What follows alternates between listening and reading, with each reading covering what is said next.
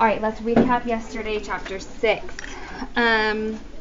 So in Naya's small little chapters, hers aren't very long or detailed, but we learned that when they're at this lake camp, that Mom really, really doesn't like it because she worries that they'll run into the Dinka tribes men and they might get hurt or even worse. With Salva, the person calling his name is his uncle that he hasn't seen in 2 years, who was also in the army. And then something happens to Marial. Uncle kind of wakes him up and is like, your friend, I'm sorry. So, let's first see how we finish up Naya, and then we'll see what happens to Marial. All right, chapter 7. Naya sat on the floor. She reached out and took her little sister's hand. Akir did not seem to notice. She lay curled on her side, hardly moving, silent except for an occasional whimper. Her silence frightened Naya. Only 2 days earlier, Akir had complained noisily and at length about the pains in her stomach. Naya had been annoyed by all the whining. Now she had felt guilty, for she could see that her sister no longer had enough strength to complain. Naya knew many people who suffered from the same illness, first cramps and stomach ache, then diarrhea. Sometimes fever too. Most of the adults and older children who fell ill recovered at least enough to work again, although they might continue to suffer off and on for years. For the elderly and small children, the illness could be dangerous. Unable to hold anything in their systems, many of them starved to death, even with food right in front of them. So that's not even an exaggeration. Like, I'm starving to death, like literally starved until they no longer lived. Why would they starve? Because they can't keep anything in. It's coming out one way or the other. Naya's uncle, the chief of their village, knew of a medical clinic a few days' walk away. So he's like, I know of a clinic, but it's going to take you a few days to walk there. He told Naya's family that if he could take Akir there, doctors would give her medicine to help her get better. There we go. But a trip like that would be very difficult for Akir. Should they stay at the camp and let her rest so that she might heal on her own? Or should they begin the long, hard walk and hope that they reach help in time? Okay, so they didn't tell us what's wrong with Akir. They just said an illness, that could cause them to lose all nutrients and starve to death. Okay, so Akir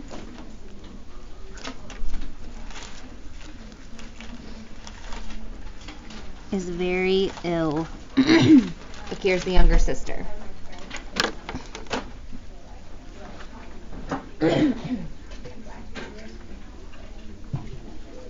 Okay. All right, Salva, here we go. So we ended with that really good example of figurative language. A cold fist seemed to grip Salva's heart. The walking began again.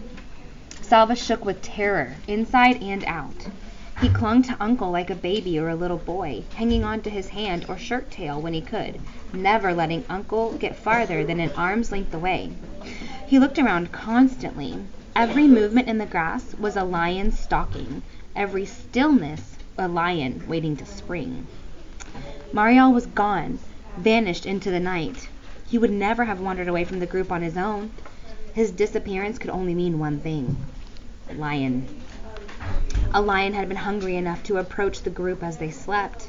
A few men had been keeping watch, but in the dark of the night, with the wind rippling through the long grass, the lion could have easily crept close without being seen. It sought out prey that was small and motionless. Marial was sleeping.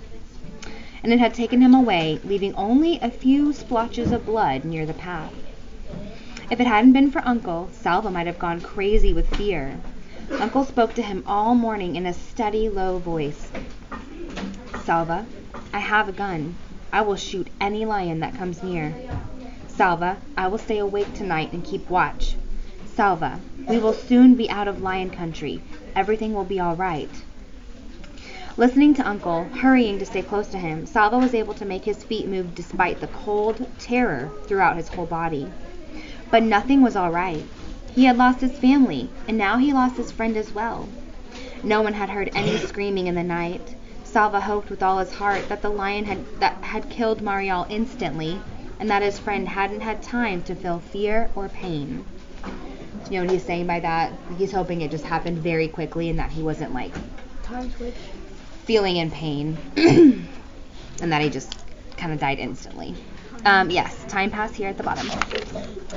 Okay, so they're continuing to walk. It says the landscape grew greener. The air smelled of water. The Nile, Uncle said. We will soon come to the Nile River and cross to the other side. The Nile, the longest river in the world, the mother of all life in Sudan. Uncle explained that they would come to the river at one of its broadest stretches. Broad means wide.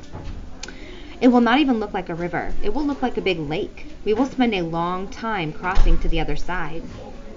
And what's on the other side? Salva whispered, still fearful. Desert, Uncle answered. After that, Ethiopia. Salva's eyes filled with tears. Marial had been right about Ethiopia.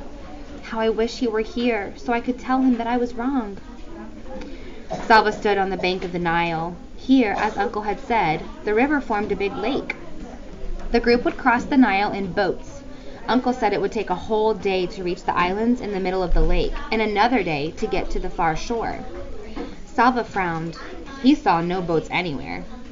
Uncle smiled at Salva's puzzled expression. What? You didn't bring your own boat? He said. Then I hope you are a good swimmer. Salva lowered his head. He knew that Uncle was teasing, but he felt so tired.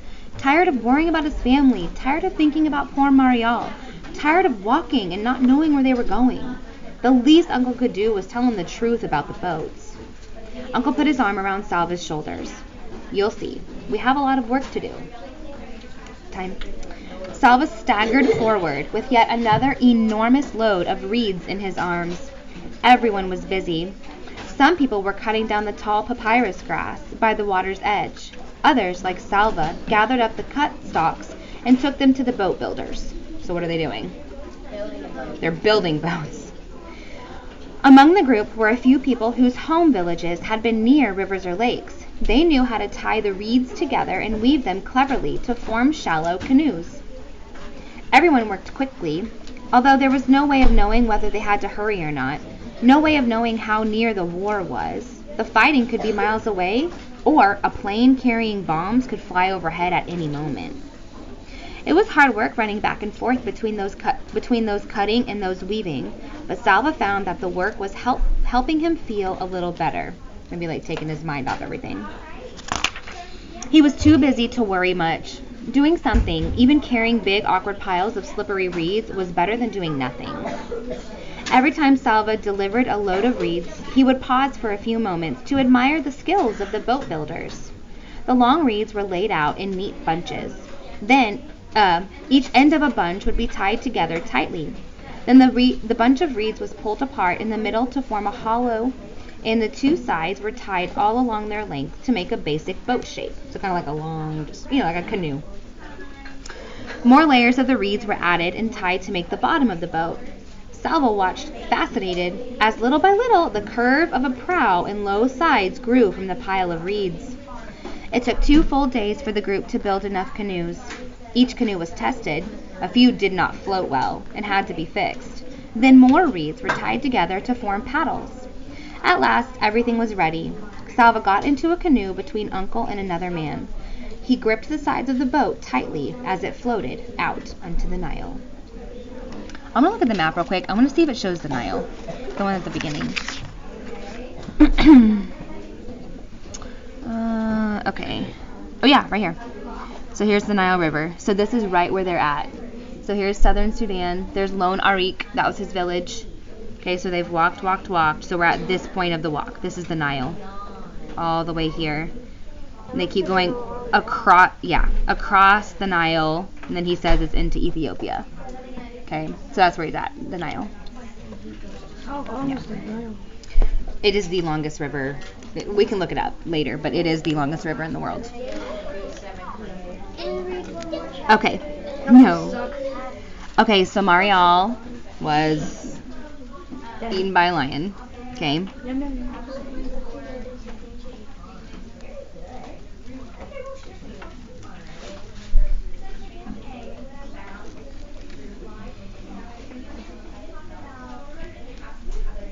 I'm going to say building canoes to cross Nile River. Wait, no.